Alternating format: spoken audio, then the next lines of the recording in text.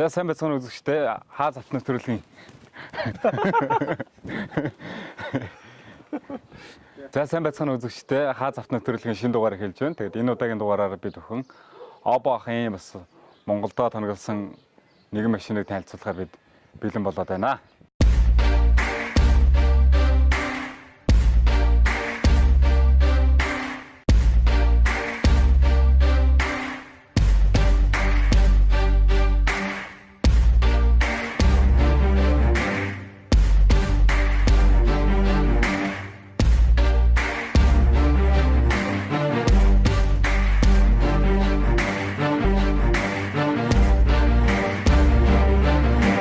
За үзэгчдээ бид бүхэн обо ахынхаа янзлсан Nissan Elgrand маркийн машин дотор орж ирээ суугаад байж байна. Тэгээд энэхүү дугаар дээр бид нар бас энэ машины ерөөдөө түүнингийн талаар танилцуулах хэрэгтэй байгаа. Тэгээд танд энэ өдрийн мэндийг хүргэе.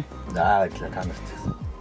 Обо ах ерөөдөө энэ машиныг бас та одоо яг анх яаж янзлав? Ерөөдөө энэ ямархуу машин байв? Тэр талаас ерөөдөө яриагаа эхлүүл.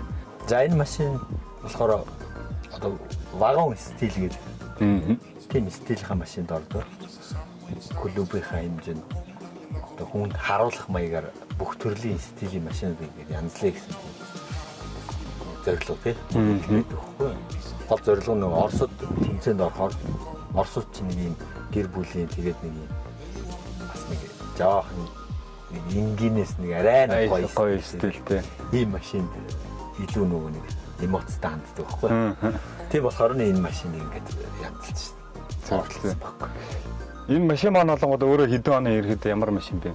Nissan Elgrand гэдэг E51 гэдэг загвар 2002 оны машин. 2WD гэдэг хоогоор маштай.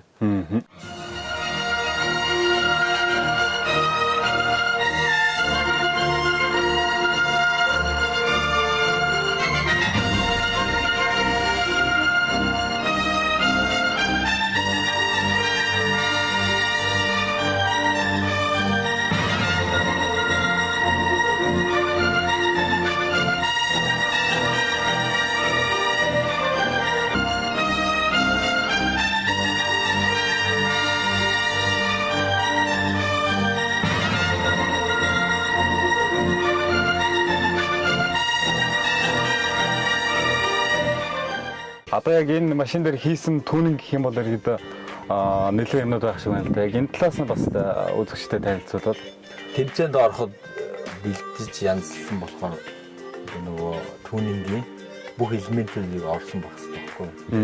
Гадар экстерьерийн бүх шийдлүүд, интерьер салууны бүх шийдлүүд, тэгээд аудио систем, гэрэлтүүлэг, тэгээд нөгөө хөлгар явах хэдэнгүүд тэгээд моторч гэдэг юм. Тэгээ бүх юмнууд нь орж хийгдсэн. Тийм л машин байгаа юм. Тийм нэг үндсэн суурийн бол нэлээ 4 жилийн өмнө эхэлжсэн. Тэгээд яг нэг Оросд тэмцээнд явах нэг 2-3-7 оны өмнөөс бүх шав шалтгаан задлж байгаа. Тэгээд гадна тал нь болохоор үндсэндээ тийм доогуур саарл хүрээтэй дээгүүрээ хар. Тэгээ яг стокоор тийм биш. Харьцаар энэ салааны бол бүгднийг бүрсэн биз дээ тий. Тэгэхээр одоо яг энэ бүгднийг бүрэхэд ер нь ажиллагаа хэрвээ ер нь энэ вагон стилийн ийм машинууд болохоор нөгөө бусад машиныг бодоход дотор нөгөө энэ одоо нөгөө салууных нь задаргаа ч юм уу тий салууных нь байдал нь тав бүхийг хангасан машин байдаг учраас аюул хөөхтэй бүр хэдэн зуун деталь болж салдаг. Тэгээд тэр болгоны шин нэг үрчлэг хийгээд буцаагаад офсраар нь ажлын үйлдэл хамгийн хэцүү. Ажил буруу ихтэй байсан. Ажиллагаа ихтэй. Одоо шилэл энд ингээд зурагт байрлуулсан, дээрээс нь ингээд саундын хэрэгтэй бүх юмнууд нь байна. Энэ одоо хэдийн инжин зурагч вэ?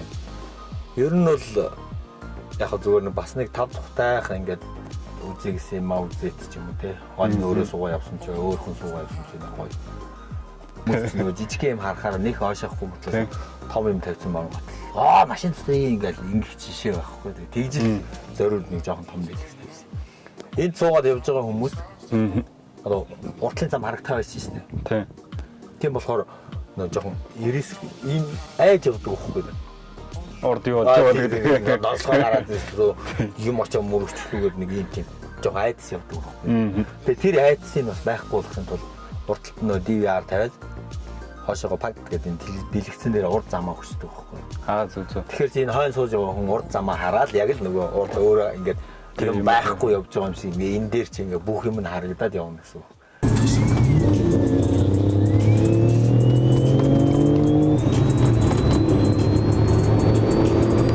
Яг камераар гарч байгаа ч байгаа гоё юм тийм.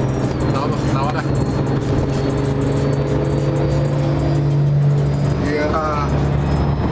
Уртасаа одоо кино тавиад өгөхөд энд үзэх боломжтой.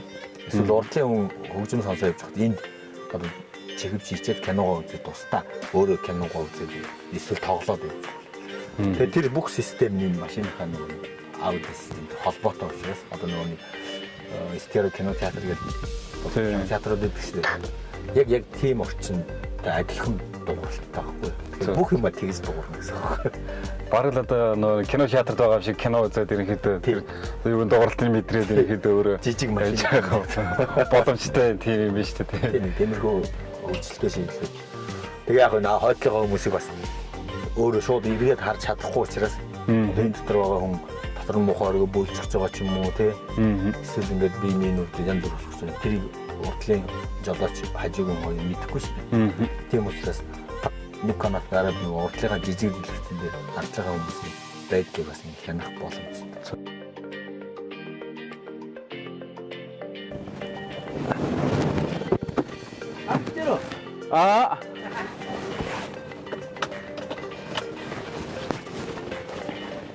За энэ жишээлбэл одоо ард обоокс утсан. Атлаа хараа явж байна. Угаас ер нь нэлээд нарийн шийдэлтэй бодож хийсэн юм шүү дээ тий. Бодгоор ингээд хүмүүс ингээд авчаар тавиад энд нэг юм зураг тавцраа тавьчих энд нэг юм хийчих гэдэг тийм юм байна. Тийм байдгүй байхгүй. Ерөнхийд нь түүнинг гэдэг юм чинь бүх талаа боддог байхгүй. Ямар нэг юм бэ? Одоо энэ ширээ байлаа гэж бодъё л да. Ингээ урагшин түлхчихээр одоо энд ингээ тухтайхан сууж байгаад ингээ дээр нь ингээ ууж байгаа юм а тавих гэх гар хөрөхгүй гоос. Тухтайхан байдлаар. Заавал урагшаа ингээ тавих юм. Тэлийн ширээ маань ингээ өөрөө ийм боломж байдаг байхгүй да. За. Одоо чи энэ дээр ингээ налд сууж байгаа юм а тавих ямар ч асуудал байхгүй. Тэгээд ингээ тулгцсан тохиолдолд одоо энэний хаалга гацаад чи би одоо ийшээ гарах тохиолдол гарч болно шүү дээ. Гэтэл одоо энүүгээр ингээ гарах боломжгүй болчихно үстэй. Тэр үед энийг хөдөлгөөд ийшээ ингээ гарах асуудал ямар ч юугаар ингээ шийдэгдэж байгаа чинь. Иймэрхүү юмнуудыг бүгдийг сайн бодож хийдэг байна. Тэрээс уяар нэг ширээ авсараа тавьчихсан тий. Эсвэл нэг телевизээр авсараа тавьчихсан. Одоо нөгөө нэг юун дээр бид нар одоо дэхэн үед үздэг гэсэн Pimp My Ride гэдэг нөгөө нэг XCBT хийдэг гэсэн. Яг тэр шиг л одоо яг нэвтрүүлгийг үзэж байгаа шиг яг ингээ машин дээр ороод ир суухад хэрэгтэй мэдрэмж төрж ийн л та. Тэгээд дээрээс нь энэ машин маань бас нэг Оросд олон улсын тэмцээнд нэг түүнгийн тэмцээнд яваад бас нэлээд олон шагналууд баяр эзэлж байсан гэсэн. Тэр талаасаа бас хүмүүс сонирхуулаач. Бид нар 14 15 он юм бэ. 2 жил дараалаад одоо Монголынхаа түүнингийн урсгалыг чадвар те бүх юмыг Оросын албанаас болдог байкап мотор шоу гэдэг олон улсын тэмцээн баггүй. Тэгээ жилдээ угаасаа ганцхан болдог. Тэгээ бид нар 10 жилийнхэн ойных нь бүр хамгийн том шоунд бид нар анх оролцсон. Тэгээ тэр шоунд яг бид нар Монголоос ирж байгаа машин гэдэг талаасаа бол үнэхээр орсуудыг бас л ангаалгаж чадсан. Гайхшигсан. Ял зөвхөн тэднэрт бол үнэхээр манай гадны дэлхийн бүгд интерьер тий. Тэр сонирн байсан. Бүгд хашгираад ерөөсөө тэгэл 2 өдөр тэр шоуун дээр манай машин 2 машин яваад ирсэн. Бангийн хүмүүс ингээд бүр бүчээстэй. Тэгээд явж суугаад инээгээд тоглоод уулаад тий. Айгуу эмоцтой хүмүүс. Тэгэл гэдэг ингээд бүгдээрээ ирэх уруугаас гудамжаар нь жирийн үед ингээд шоуны дараа гудамжаар нь унаад ганц өдөр явхад зүрсэн машин болгон дэвлэрээ тохиол ирэх уруугаас олгоо тий. Ой nice гэх. Тийм л гоё хүмүүс идэв билээ.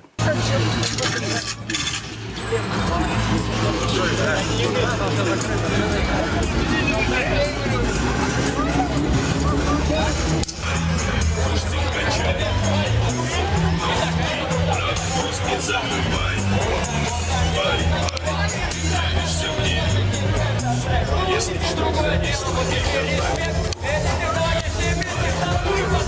Тэгээ бид нар бол яг монголчууд юу ч хэлдэг гэдэг бол харуулсан.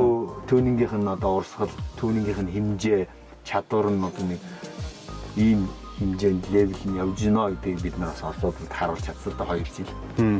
Энэ бол одоо яг 14 оных нь бид нар чинь нөгөө нэг хэр хамгийн их олон машин оролцох төрлүүдийн сонгож оролцдог байхгүй юу? Яг өөрсдөө нэг чадварыг жоохон одоо бусдад харуулах юм уу? Монголчууд ийм шүү. Бид нэр энэ хэмжээнд хийдэг шүү гэдгийг харуулахын тулд бүр зориуд одоо 2-3 машин ордог төрөлд нь биш. Бүр 50-аас одоо 80 машин ордог төрөл дээр юм чинь. Зориуд өөрсдөө сорж явахгүй да. Тэгээд стайлинг гэдэг энэ хамгийн хүмүүсийн нөгөө нэг үзэх дуртай. Ваа гэж хашгирах дуртай. Энэ төрөлд нь бид нэр 14 онд энэ машинаараа Гран При гэдэг хамгийн том шагналыг авсан байгаа.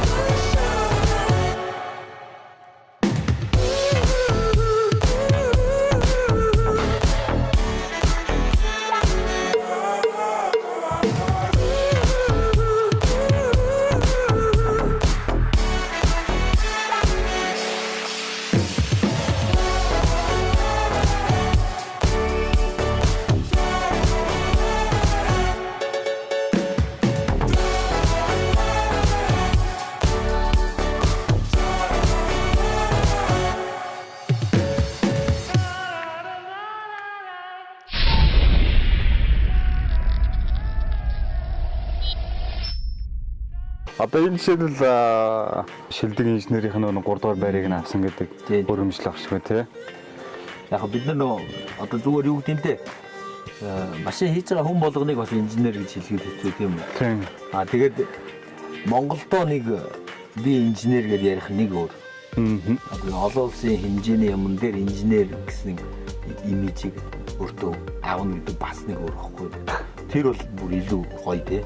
Яг би бүр амар өөрийн инженер 100% гэж хэлэхгүй ч гэсэндээ олон улсын юм дээр Монгол инженер гэдэг бүр цоллоо. Тэрнээс обо гэхгүй шүү дээ. Тийм шүү дээ. Дандаа л Монгол гэсээр байгаа хамгийн сүүлд нэг обо customs гэж хэлж байгаа юм тийм л байхгүй. Тэгэхээр Монгол гэсэн юм бол бид нэр авч явахын төлөө зүтгэхэд бүх юм ингээд өөрсдөө хуваасаа тийм сэтгэлээрээ л ахгүй да. Хуваасаа ингээд бүх юм хийгээл тэгээд бүх юм хуваасаа гаргаад ингээд явчихвал их орныхаа нэрийг өстэй одоо за яг дэлхийн тавцан гэж биш ч гэсэн бас нэг олон улсын хэмжээнд бас ингээ гаргаад иймэрхүү бас мундаг шагналуудыг аавна гэдэг бол үнэхээр бас том чадвар л да. Одоо энэ бас яг юуныхан шагнал байна вэ? Наадах чинь болохоор ийм байхгүй юу?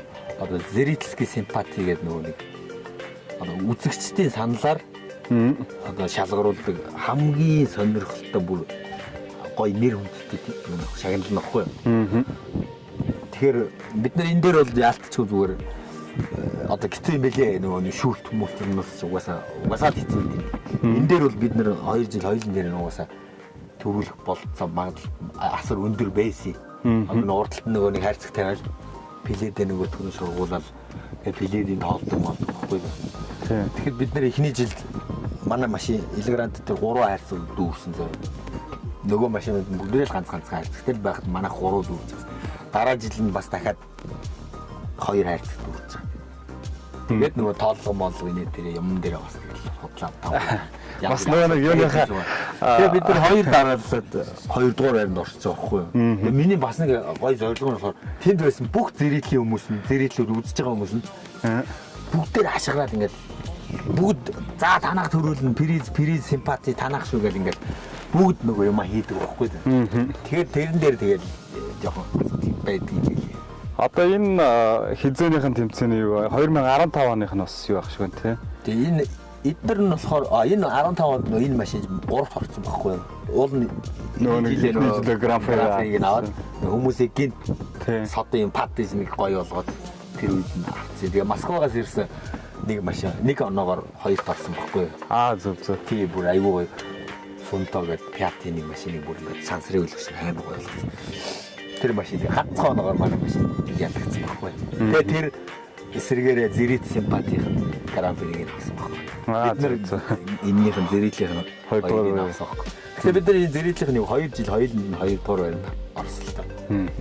Мы продолжаем видеоотчет с автомобильного фестиваля «Байкал Мотор-шоу 2015». И в этом сюжете покажем автомобильные проекты в номинации «Стайлинг». И начнем с участника из Монголии и с его потрясающего минивэна. Не ехать в Монголию, в Ламбатор. Все сделать сам в своем гараже. Машина это экстерьер, 3D краска. Трудные технологии, это внутри это все кожа. Мой второй дом.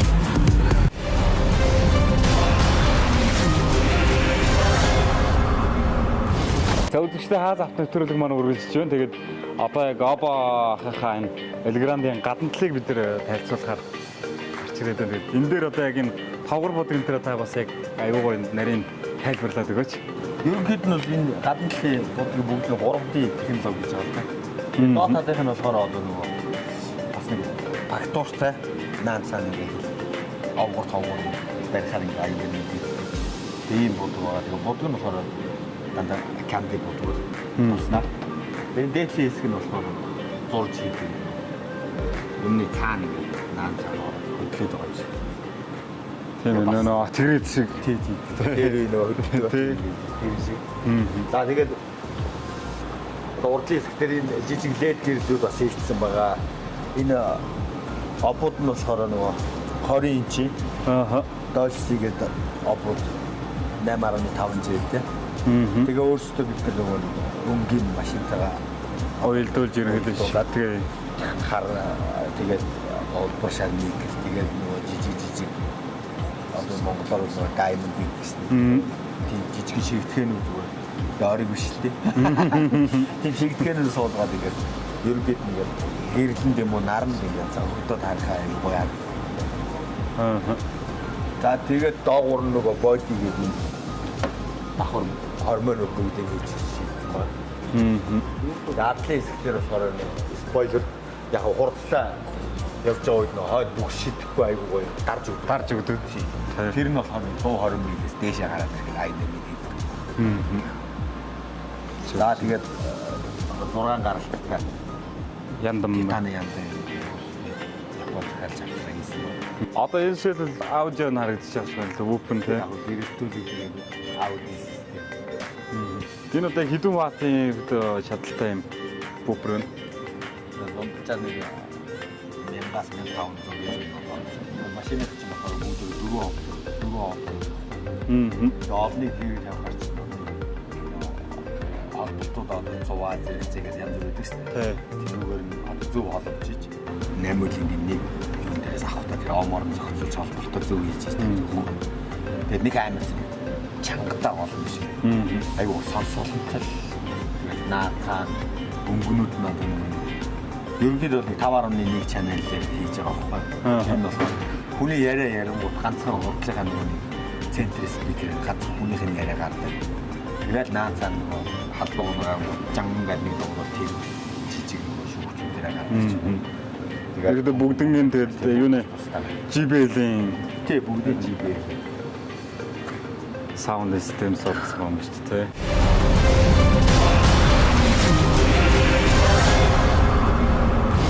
Тэгээ дотор талдаа болохоор нөгөө нэг PlayStation 3. Тэгээд бас нэг DVD тоглоулах. Тэгээд инвертэрүүд байгаа. Төвөсти инвертер, 200 инвертер гэдэг. Яг өөрийнхөө хүн нөгөө өөрийнхөө хэрэгцээгээр л юм аа гэдэг байхгүй. Би бол одоо жишээлбэл энэ дотроо зураг өөрөө авчаад эндээ шууд зураг угаагаад ямар ч юм зурагч нь орох шаардлага байхгүй. Тэгээ өөрөө бүх юм энэ дотор хийх тийм бодлоо. Явсан маягаар яг үнэ хийл авахгүй. Ард сууж байгаа бол өгөхгүй юм байна те. PlayStation-д тоглох киногоо үзсэн. Тэгээ нөгөө стереогоор дуурж байгаа болохоор буудуулгууд яг өөрөө буудуулаад ингээ бултаад байгаа юм. Хүүхдүүд л тоглохгүй.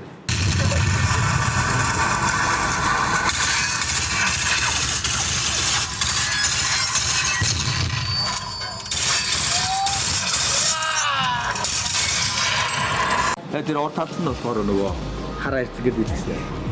Тийм хараа хэрцэг шиг хоёр төрлийн бохгүй юу? Нэг нь болохоор энэ ардлага дэлгэцэн дээр нөгөө дэлсээ өгдөг. Ааха. Тэгээд давхар бас бичлэг хийгээд байгаа. Наадлын дээр жижиг дэлгэцтэй нь болохоор жинкнээс нөгөө хяналт хийгээд машин унтарсан байсан ч гэсэн өөрөө бичээд давтаас бичээд бүх юм аяа. Энэ уртлал иргэдэг бас нэлээд олон дэлгэц мэдгэцэн хянах мэнх бол бас нэлээд өрмөц юм биш үү? Энэ заар л. Тэгээд энэ хянахны хэлбэр нь цаанаас одоо тэгээд өнгийн өөрчлөлтөд тэгээд янзлцсан байгаа.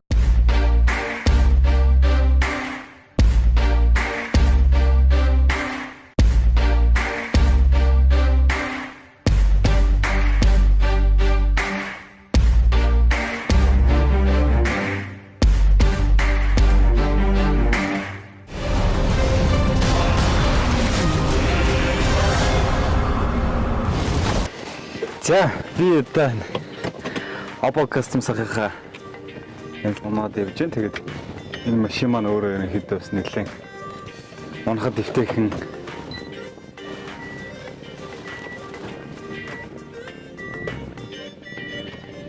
тэгээд өөрийгөө ерөнхийдөө бүгднгийн талдлаа хардаг контролтой. Энэ жишээлбэл одоо ард обоох суудсан. Артлаа хараа явж байна. Чиний за тэгээ 20 инч ободтой болохоор жоохон хатуу байд юм байна.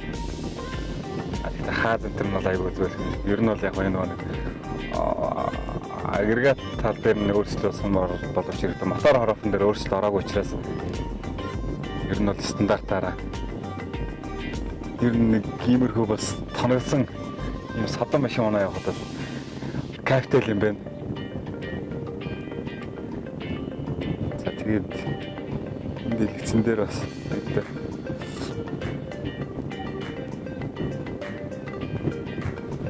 Хөгжмөнийх нь чадлыг нь хамтдаа үзье.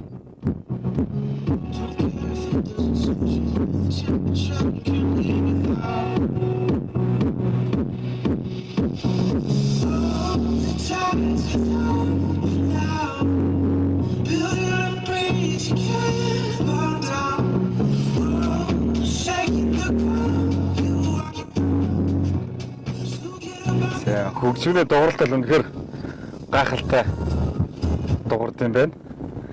За тэгээд унаа явхад бол эвтэйхэн тэгээд дээрээс нь унж яваа эзэндээ бас нэлээд гоё кайфтай тийм бусдаас нэг садан өрмөц юм унтсан тийм мэдрэмжийг бол үнэхээр авч чадж байна.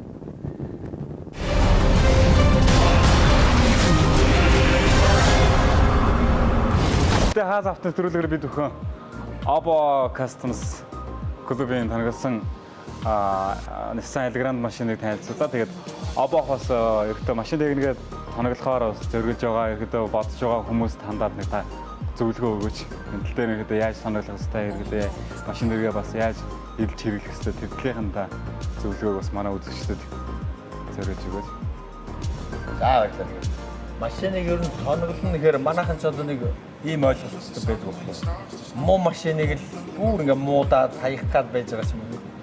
Тийм машиныг л одоо гоё болгоод дуусгаад тэрийг түүнийгээ бодоод байна. Тэгэхээр тэр талаас нь өөрийнхөө хэрэгцээнд тааруулаад тэгээд тэр машиныг өөрчлөхийг л түүнийг гэдэг байна. Тэгэхээр тэрийг одоо яаж ч өөрчилж болно.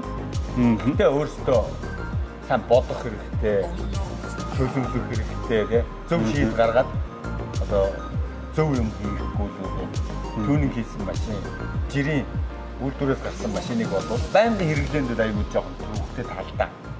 Тийм болохоор сайн бодсон, сайн төлөвлөд нэгэн эдийн засаг руу орж байгаа учраас тэр мөрийг бүгдийг бодож хийх хэрэгтэй. Тэгвэл яа түүнийг хийхээр нэг авцраад наагаад буудаад ингээд нэг жоохон гоё харагдсан болчихлоо. Тийм юм байна. За тэгээд энэ чиглэлээр бас машина түүнийг кастомс хийх ч залуучууд манай бас Oppo-ыг зорих бүрэн боломжтой байгаа. Тэгээд Oppo маань өрөөд ирсэн хүн болгоныг бас та бүхний сэтгэл ханамжтайгаар үзэж өгнө гэдэгт итгэлтэй байна. Тэгээд энэ удаагийн дугаарт маань Oppo-ын кастомс хийсэн Nissan Elegant маркийн машиныг бид өхөн танилцууллаа. Тэгээд энэ нэвтрүүлэгт оролцсон танд бас баярлалаа. Цаг зав бас гаргаж. За та бүхэн бас амжилттай намайг урьж оролцсон баярлалаа. Их хүнээр нэг хүн ингэж авах. За баярлалаа. За тэгээд энэ удаагийн дугаар маань ХААЗ Авто нэвтрүүлэг энэ удаагийн дугаар маань өндөрлж байна. Тэгээд дараагийн дугааруудаар та бүхэнд бас гайхалтай ховор содон машинуудыг танилцуулах болно. Бидний дугаараа. Тэгэл дээ.